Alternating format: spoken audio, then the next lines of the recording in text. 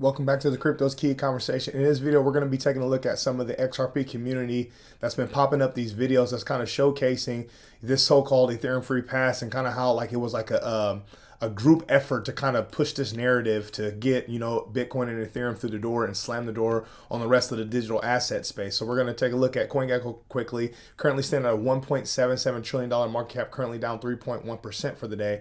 As we come down here looking at the top 10, Bitcoin sitting at 38,083, Ethereum 2,500, Tether, Binance Coin 383, XRP sitting at 72 cents. Terra $77, Solana $81, Cardano 80 cents, and Avalanche sitting at $72. As we come over here, look at the Bitcoin Fear Green Index. As you can see, we're up, 1 point from yesterday. We were at 22 yesterday. Now we're sitting at 23. So there's still a lot of fear and uncertainty in the markets, and we could tell by by the looks of our market, being down. We were just over 2 trillion. Now we're back down to 177. So clearly there's still some uncertainty in the market. So coming over here to the topics of discussion, we're going to start looking at some of these videos and these tweet threads that's been popping up about things that only validate and strengthen the timeline that we've as a community brought together to kind of showcase the scandal that's been happening with this Ethereum free pass. So let's take a listen into this. Digital Asset Investor had tweeted, said it's not clear with whether XRP is a security to Brett Redfern, SEC Director, Division of Trading and Markets, on June 6, 2018. He already knows ETH is about to get a free pass. Listen closely, and it's almost as if Bob Pisani already knows Ripple will be sued. So we're going to take a listen into this. Thanks very much, Melissa. Brett, we've known each other many years, but this is our first interview in your role as Division Director of Trading and Markets at the SEC. Let me just pick up on the whole Bitcoin and blockchain issue. We spoke to Chairman Clayton this morning. He made it very clear that he was supportive of the concept of the blockchain, but he was not going to change the definition of a security to suit anybody's interest. When can we expect some clarification on some important issues? For example, are ICOs securities? Is currencies, altcoins like Ripple and Ether securities as well? Give us some idea of when we might be able to get clarification. One thing that I've realized when looking at these issues is that it's not as obvious as you would think, right? So we've had a number of different products that we've looked at, and we've created this prong test, the Howey test, where people look at the different characteristics and have to determine it's a security. And quite frankly, not all of them are obvious on its face exactly what it is. So we continue to try to clarify where possible. I think that there will be more statements coming forth from the commission on this. But in the meantime, we're highly encouraging any market participant who's involved in the space to really look at these products and run that test and decide whether or not they meet the prongs of being defined as a security. The chairman declined to say whether Ether or Ripple were actual securities, but is it fair to say that this is likely ultimately going to be litigated in the courts?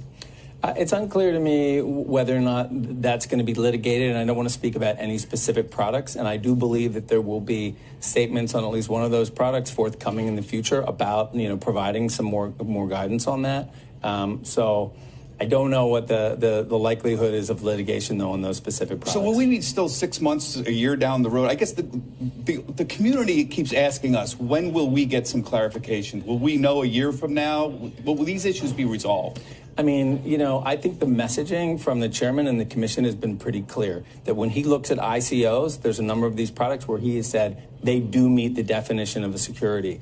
And by meeting the definition of a security, there's a lot of things that go along with that. There's broker-dealer registration. Are you trading on a registered exchange or an ATS? And so I think that, it behooves all of the attorneys and accountants and everybody else out there looking at these things. So, I mean, outside of just the shadiness of if this gentleman had, this information before, the Ethereum free pass speech even happened, outside of that shady stuff, just the overwhelming concept that this interviewer had asked is when will we get the clarity and understanding of what is and what isn't a security?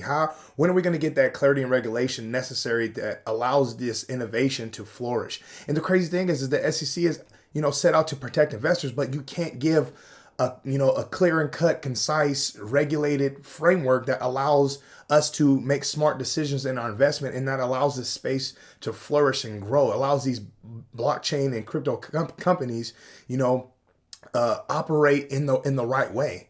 But you're so-called set out to protect investors. That's the most sickening thing about all of this shady stuff that's been happening is with this Ethereum free pass. So coming over here to the next tweet here.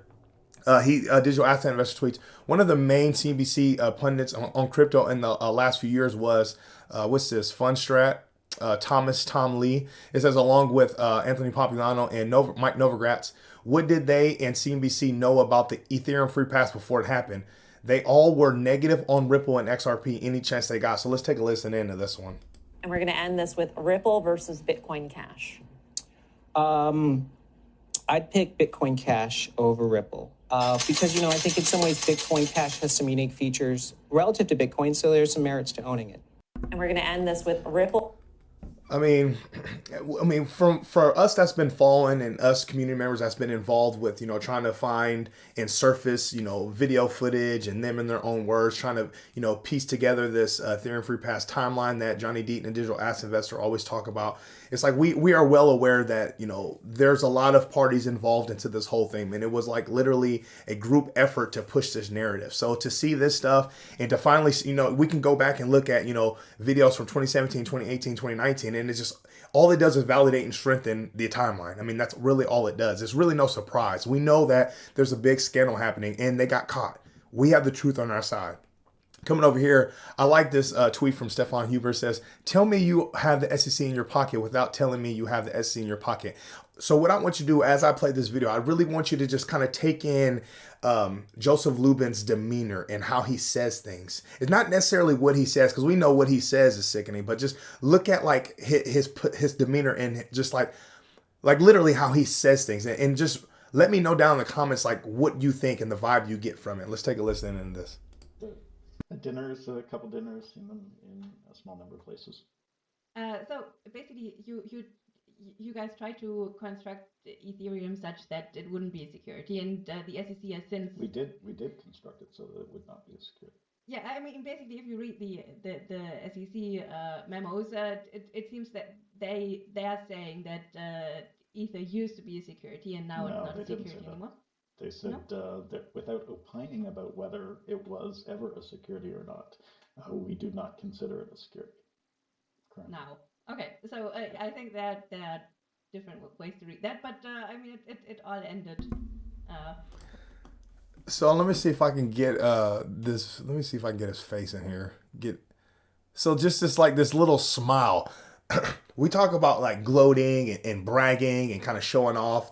It's like they know they got this free pass, and for the longest time they thought they got away with it. So it's like you have Joe Lubin out here pretty much cutting this lady off, saying no, they didn't said that. They've never said we were security. We constructed it to where it wouldn't be a security. So he's like literally kind of like throwing his chest out and being super proud of kind of what's happened. But it's like how how dare you sit there and gloat about this free pass that you got? Like, are you truly proud of it? I mean, you're caught, and it's quite evident. I can't wait to see, the final verdict of everything. And I truly hope that we get the truth.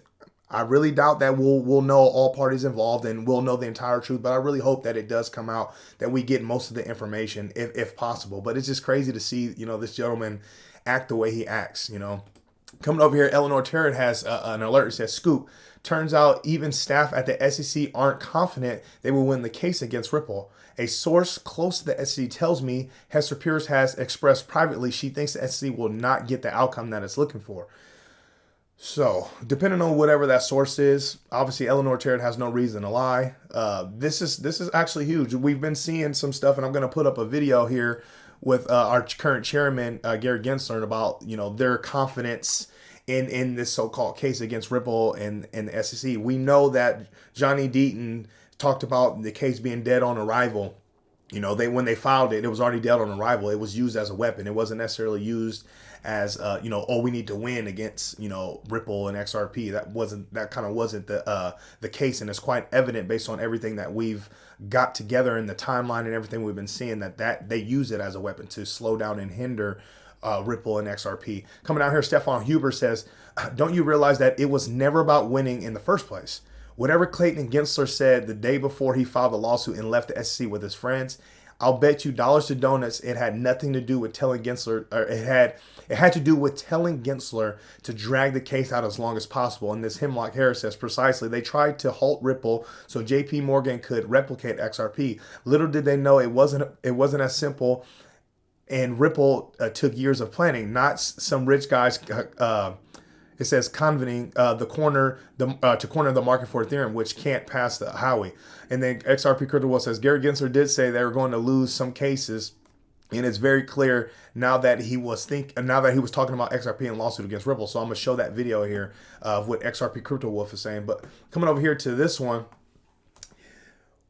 Joe Lubin literally said on footage with him on video in his own words, pretty much that Ripple and XRP aren't direct competitors. They're not in competition with Ethereum and Ether, as he says. And it's crazy because now you have, we see this footage of him talking about, it's a quote here, says, the first element of consensus business is building a cross-border payment system. There is too much friction, especially with cross-border remittances. The fees are way too high. What does that sound like to you? It sounds like Ripple, right? So let's take a listen into this. So the first element is just borderless payment systems, ease of sending any amount of money inexpensively across borders or even within borders. In terms of remittances, most of the time fees are in the area of 10%, and that's just far too much money to give up if you're sending money around the world. So the first element is... So, I mean, we all know. We've seen it. We know that everything was done to give Ethereum a monopoly, right? To establish a monopoly. All the parties involved know exactly what was going on. They're all involved in it, and it was a group effort to make that happen. And the key element was the weapon used against Ripple with this lawsuit with the SEC to slow them down so they can roll out Ethereum 2.0 or consensus layer or whatever the heck they want to call it. We're going to end on this.